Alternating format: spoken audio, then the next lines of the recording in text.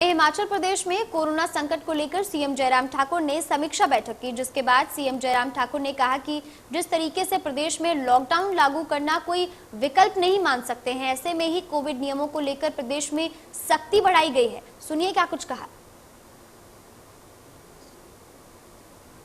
बैठक में जो हमने काम का डिवीजन किया है, उसमें जो कमेटियां कॉन्स्टिट्यूट की गई हैं, 4 कमेटियां, उन चारों कमेटियों को जो असाइनमेंट दी गई है उसमें क्या प्रोग्रेस है, किस प्रकार से वो काम कर रहे हैं, वो तो चर्चा इस पर हुई। और उसके बाद हम आने वाली सिचुएशन के लिए और ज्यादा तैयारी कर रहे हैं और उसमें 2 ही चीजें महत्वपूर्ण हमारे लिए ज्यादा है। एक तो बेड कैपेसिटी को बढ़ाने की बात, और दूसरे उसके अतिरिक्त बेड कैपेसिटी के साथ में ऑक्सीजन की हमारी सप्लाई चेन जो है ठीक प्रकार से मजबूती के साथ मेंटेन रहे। क्यों अभी तक हिमाचल में हमारे यहाँ पर ऑक्सीजन की कमी नहीं है। ऑक्सीजन की सप्लाई में जो जिस प्रकार से सारी चीजें हमारे लिए रिक्वायर्ड हैं, उसमें कतई भी कठिनाई हमको नहीं है। लेकिन जिस प्रकार से मामले बढ़ रहे हैं, आने वाले समय में ये सिचुएशन आ सकती है, तो इसलिए उसके लिए हम क्या क्या कर सकते हैं, वो सारी चीजें टेक्निकल चीजें हैं। मैं समझता हूँ उसकी तफसील, इसकी डिटेल्स को बताने की जरूरत नहीं है। प्रमुख रूप से तो आज का यही रहा है। और जगह भी हम शिमला में भी हम देख रहे हैं। आज हमने वॉकर हॉस्पिटल भी देखा है, वहां पर भी 100 बेड कैपेसिटी हम प्लान कर रहे हैं। और उसके अतिरिक्त हमने 1-2 जगह और भी हमने देखा है, वो भी बातचीत चल रही है, उसमें क्या हो सकता है, वो सारी चीज को लेकर भी चर्चा करेंगे।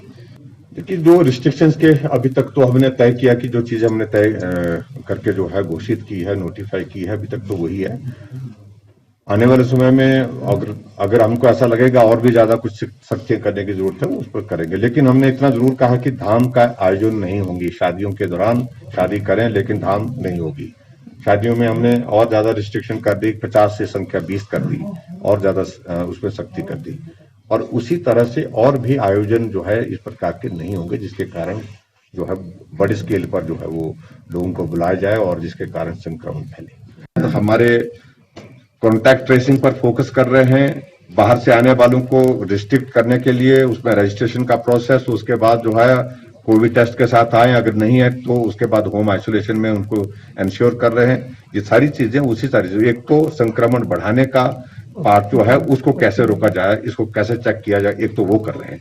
दूसरा जो ट्रीटमेंट वाला पार्ट है, उसमें बेहतर हम किस प्रकार से कर सकते हैं, उन सारी दोनों चीजों पर हम काम कर रहे हैं। सोशल मीडिया निर्धारित नहीं करेगा।